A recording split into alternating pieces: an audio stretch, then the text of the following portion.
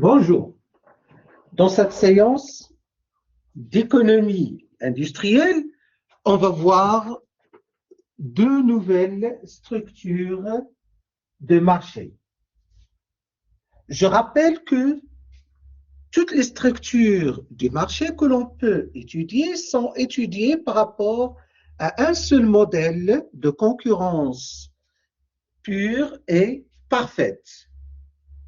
Donc, le point de départ de la microéconomie a été, dans un premier temps, l'étude du modèle de la concurrence pure et parfaite et l'étude de ses hypothèses de base, à savoir l'atomicité, ce qui est le contraire de la concentration, du monopole, la transparence, comme deuxième condition, c'est l'accès gratuit à l'information, libre, entrée et sortie.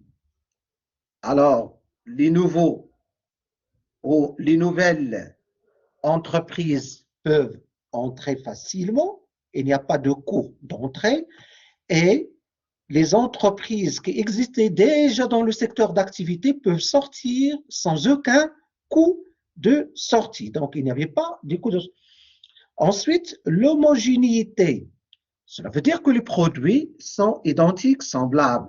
La différence, c'est la différenciation du produit. Et enfin, la mobilité des facteurs de production, qui veut dire tout simplement, à n'importe quel moment, un entrepreneur peut faire sortir avec ses machines. Il doit y avoir la mobilité parfaite du capital et du travail, c'est-à-dire du travailleur. Donc, ces cinq hypothèses vont constituer un point de référence à l'heure actuelle en économie industrielle pour étudier n'importe quelle autre structure avec tout simplement la présence ou bien l'absence ou la non-vérification de l'une ou de l'autre ou de l'une ou bien de plusieurs conditions ou hypothèses de la concurrence pure et parfaite. Mais pour l'instant, on va commencer tout d'abord par étudier la structure de concurrence pure et parfaite. Selon Walras, dans son ouvrage Éléments d'entreprise ou bien Éléments d'économie pure en 1874, il considère que les prix et les quantités qui sont déterminées à l'équilibre, c'est-à-dire en égalisant l'offre et le demande, constituent une solution optimale pour les producteurs et pour les consommateurs, c'est-à-dire pour les offreurs et pour les demandeurs.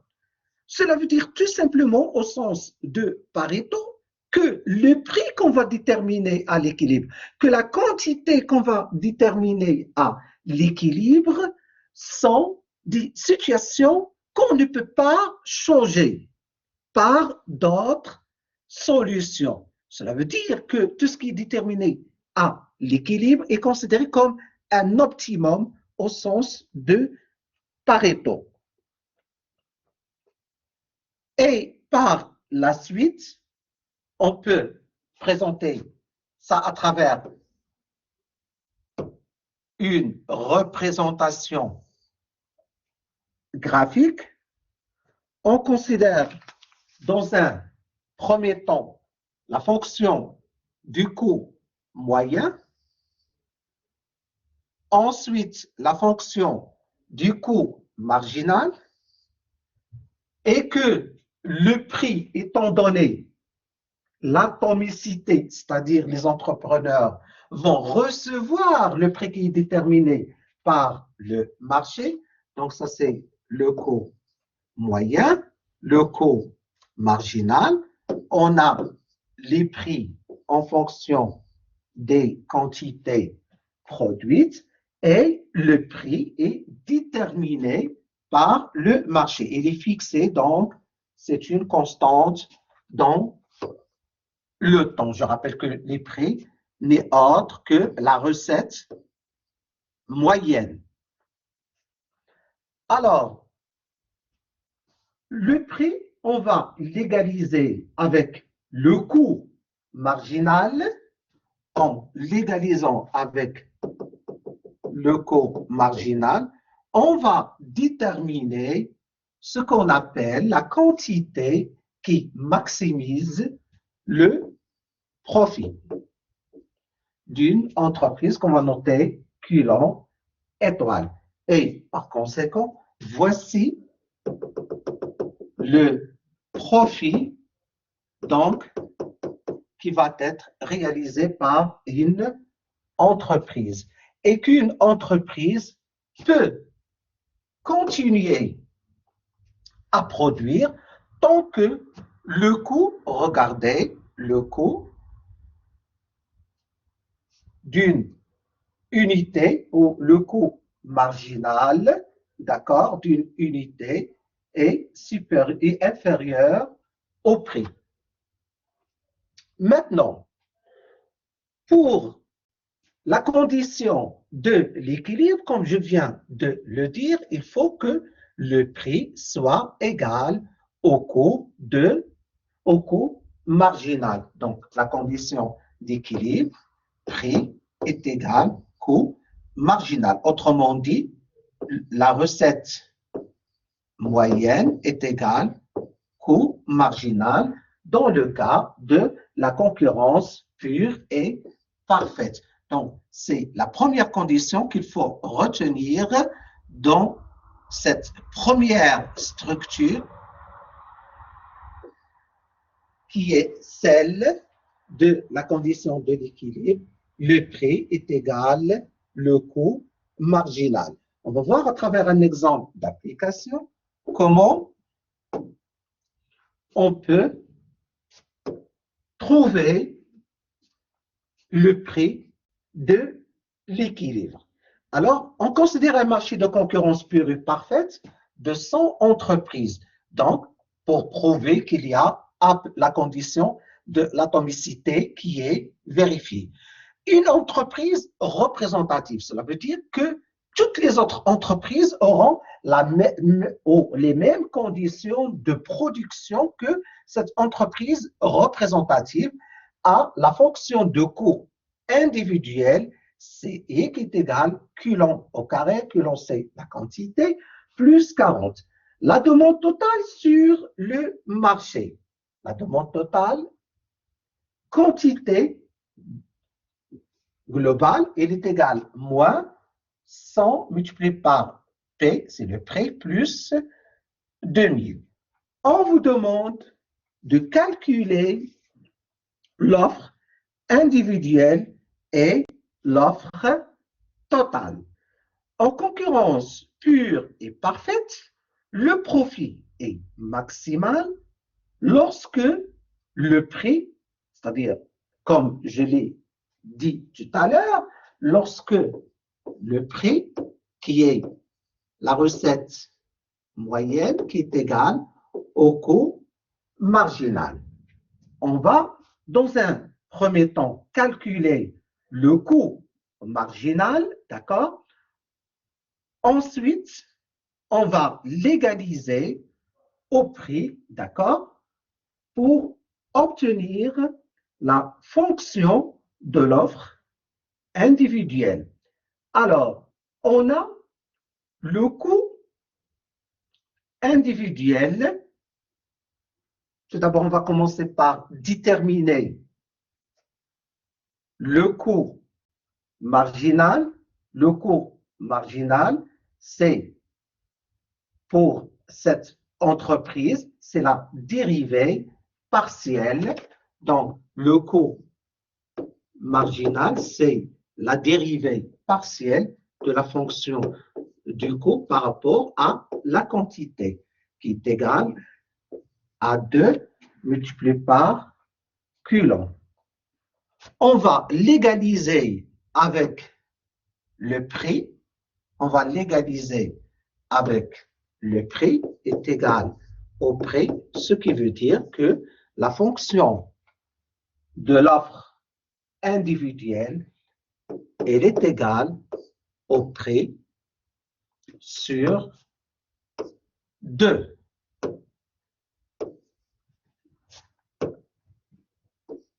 Donc, voici ma fonction de l'offre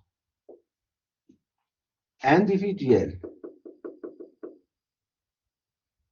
Ensuite, on a 100 entreprises dans ce marché de concurrence pure et parfaite. Et par conséquent,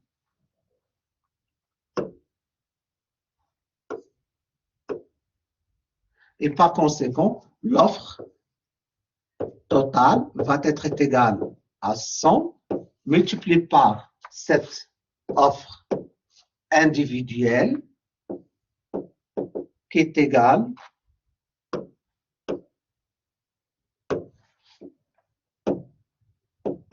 à 100 multiplié par P sur 2 qui est égal à 50 P. Donc, l'offre totale, elle est égale à 50 P. Sur le marché, l'équilibre est obtenu par l'égalité entre l'offre totale et la demande totale. La demande totale est déjà donnée dans l'énoncé. À l'équilibre,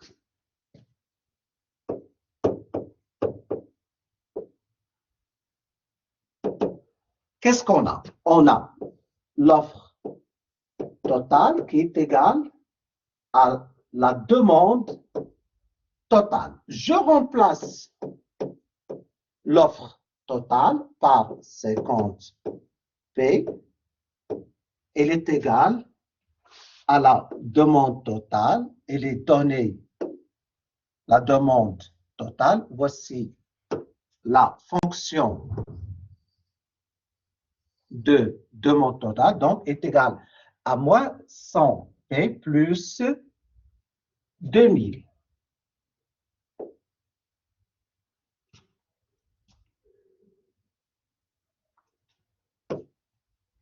Moins 100 P plus 2000. On va résoudre cette relation. On va passer les 50 P au les 100 moins 100 P de l'autre côté. Donc, je vais avoir 150 P qui est égal à 2000. P est égal à 2000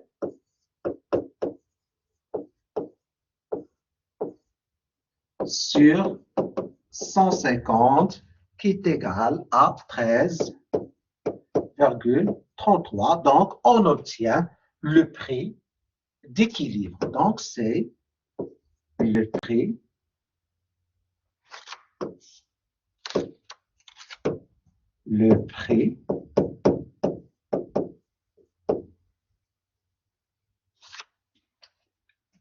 d'équilibre.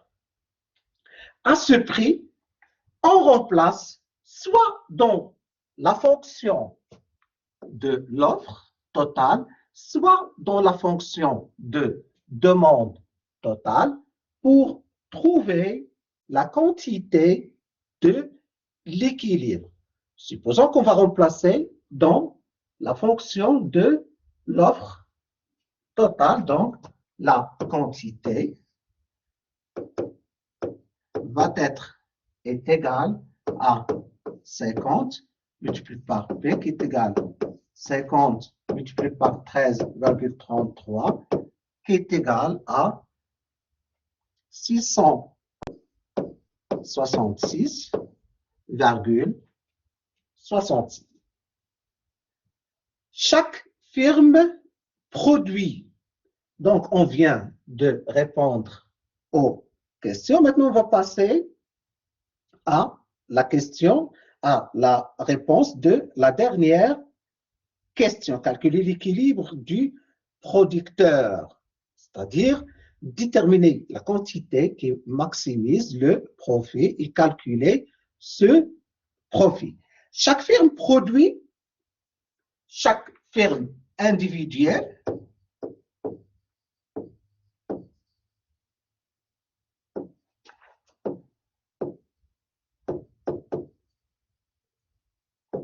il produit culot est est égal P sur 2, c'est-à-dire l'offre individuelle, soit une production individuelle, donc soit une production individuelle de 6 P sur 2, soit P sur 2 qui est égal à 13,33 sur 2, qui est égal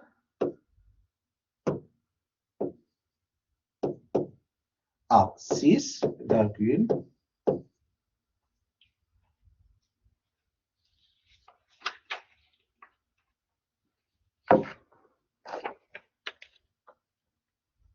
enfin, le profit, il est égal, on va le calculer pour une entreprise individuelle, il est égal à la recette totale individuelle moins coût total individuel qui est égal au prix,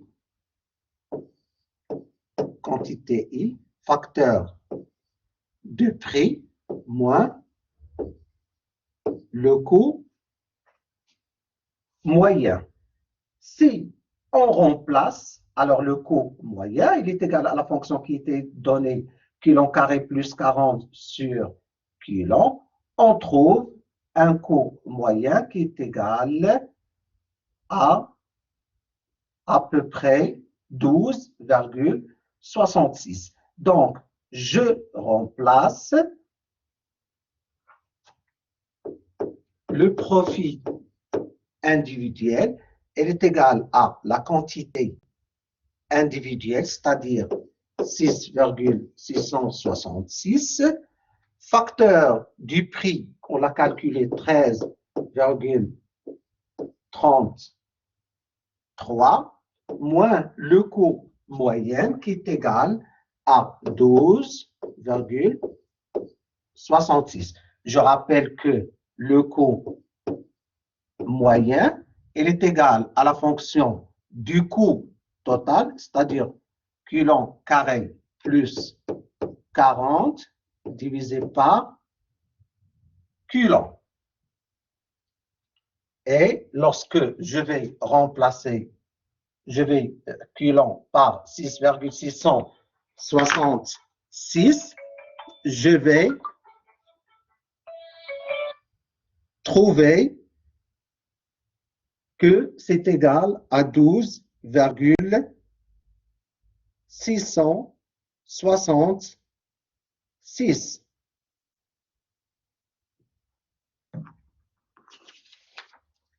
Enfin, je vais trouver un profit individuel qui est égal à 4,466. Et le profit cumulé, ou bien le profit total, il est égal au cumul. Chaque entreprise va réaliser le même profit. Et par conséquent, le profit total va être égal à 100 multiplié par le profit individuel, ce qu'on va trouver, 446,6 unités monétaires. Alors, on vient de terminer avec un exercice d'application sur la structure de concurrence pure et parfaite. On a donné un exemple très élémentaire qui dit que l'atomicité est vérifiée avec une centaine d'entreprises. On a donné le coût. On a dit que pour chaque entreprise, il a la même fonction de coût de production. On a pris une entreprise représentative et on a essayé de montrer comment on peut calculer l'offre individuelle, le prix et la quantité du marché, et enfin le profit individuel d'une entreprise, et enfin le profit total. Maintenant, on va passer à un autre cas de structure de marché qui est celle de la concurrence monopolistique. Donc, la concurrence monopolistique peut être expliquée tout simplement par la non-satisfaction ou bien la non-réalisation d'un certain nombre de conditions ou bien d'hypothèses de la concurrence pure et parfaite. C'est pourquoi, par exemple, l'atomicité. L'atomicité n'est pas vérifiée dans la mesure où on va trouver un nombre restreint d'entreprises. Ensuite, l'indifférence d'une entreprise aux autres entreprises et l'impossibilité de constituer une entente entre ces entreprises. En plus, les produits ne sont plus homogènes. Ils sont différenciés. Ils peuvent être différenciés soit par le prix, soit par la qualité, soit par une stratégie marketing, par exemple.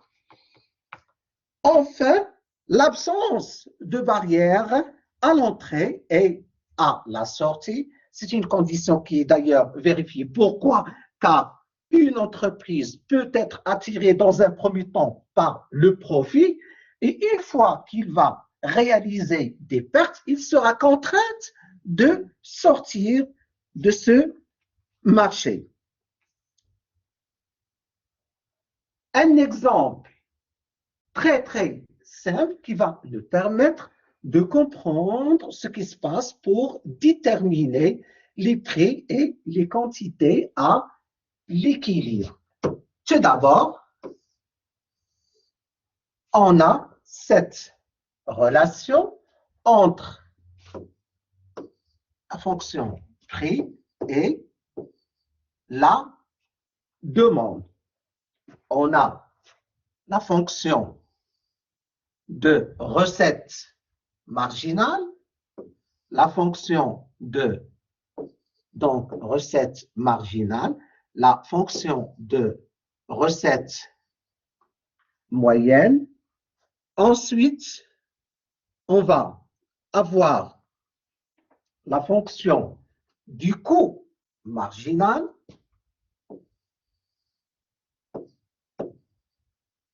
et enfin la fonction du coût moyen.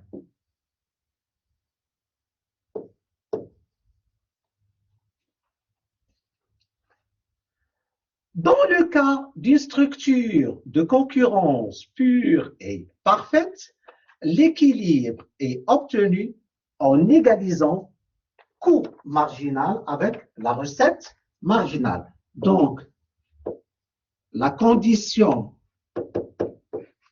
d'équilibre est recette. On va commencer tout d'abord avec les recettes.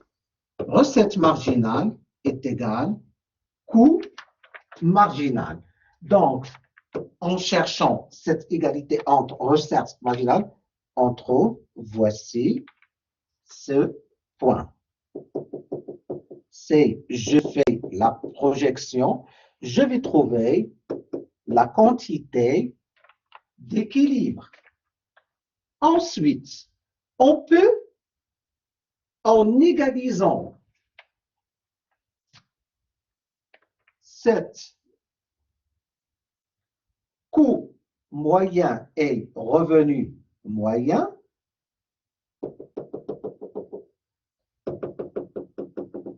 on peut déterminer le profit économique. Donc, voici le prix, c'est un prix moyen qui va être appliqué par une entreprise se trouvant dans une situation de concurrence monopolistique.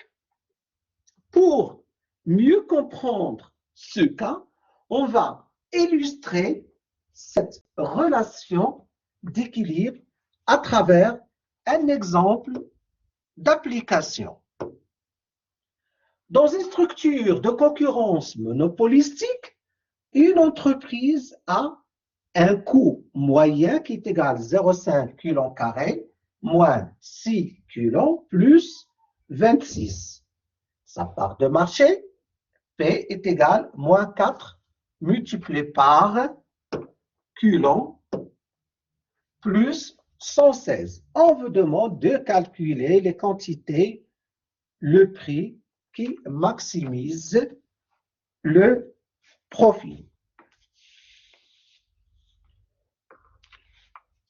Tout d'abord, comme je l'ai dit tout à l'heure, la condition d'équilibre qui permet de maximiser le profit, donc à l'équilibre,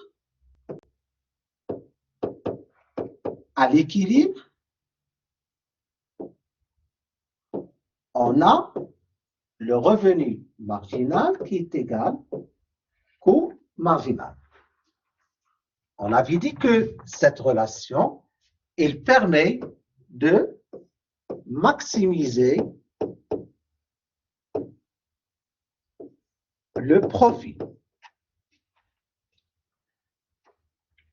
Tout d'abord, le revenu, on doit calculer le revenu total. Le revenu total, il est égal au prix multiplié par le prix normalement.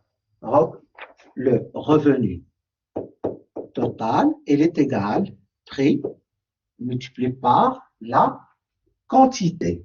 Ou bien, c'est-à-dire le revenu moyen multiplié par la quantité.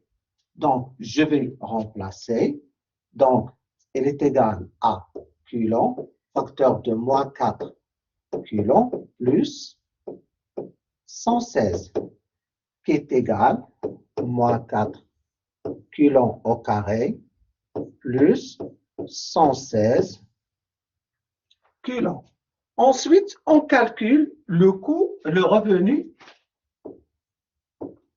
marginal comme étant la dérivée partielle du revenu total par rapport au coût qui est égal, qu'on va annuler. Je m'excuse.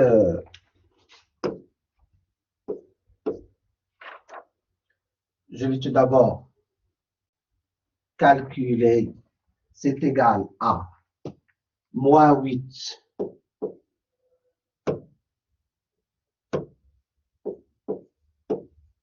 kg plus 16.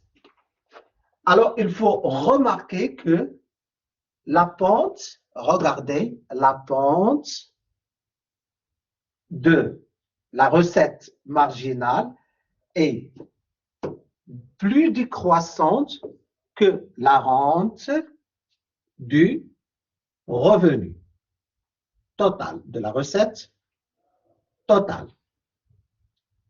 Et également, pardon, du prix. Je m'excuse. La pente de la recette marginale, moins 8, est décroissante, plus décroissante que la pente de la fonction de la recette moyenne, c'est-à-dire le prix.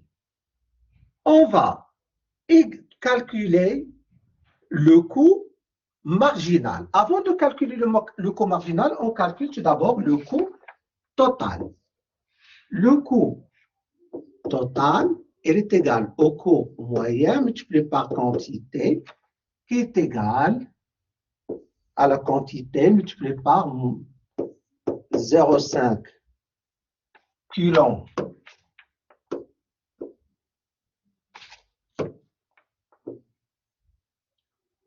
kg au carré moins 6 kg plus 26 qui est égal à 0,5 kg à la puissance 3 moins 6 kg au carré plus 26 kg. On calcule ensuite le coût marginal qui étant la dérivée partielle du coût total par rapport à la quantité qui est égal à 3 multiplié par 0,5, c'est-à-dire 1,5 kg au carré, moins 12 kg, plus 26. À l'équilibre, le revenu marginal, la recette marginale, à l'équilibre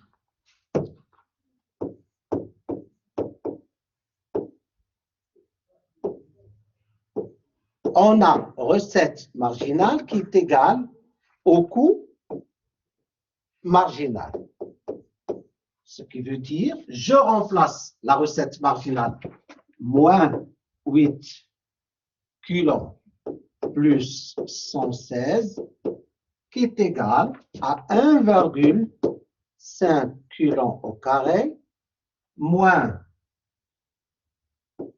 12 kg plus 26. Ce qui donne, lorsque je vais faire passer le moins kg, je vais obtenir 1,5 kg au carré moins 4 kg moins 90 est égal 0. C'est une équation de second degré, d'accord? On va calculer le delta qui est égal à b au carré moins 4ac. On va trouver un delta qui est égal à racine carrée de delta qui est égal à 23,579. La quantité qui maximise le profit, elle est égale à moins P plus racine carrée de delta sur 2A qui est égal à 9,19. En remplaçant dans la fonction de la part de marché, c'est-à-dire la fonction du prix, normalement le prix il est égal à moins 4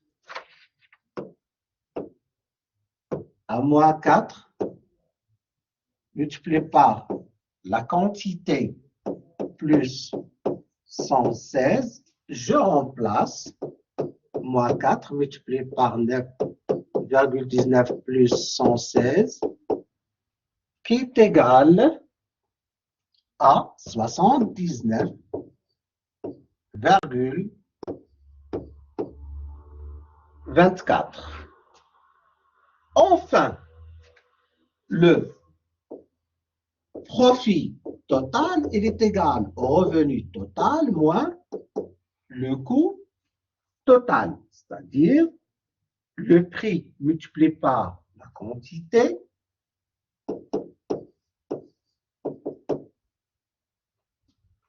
moins 0,5 kg à la puissance 3 moins, ici, je dois multiplier le coût, la fonction du coût moyen, par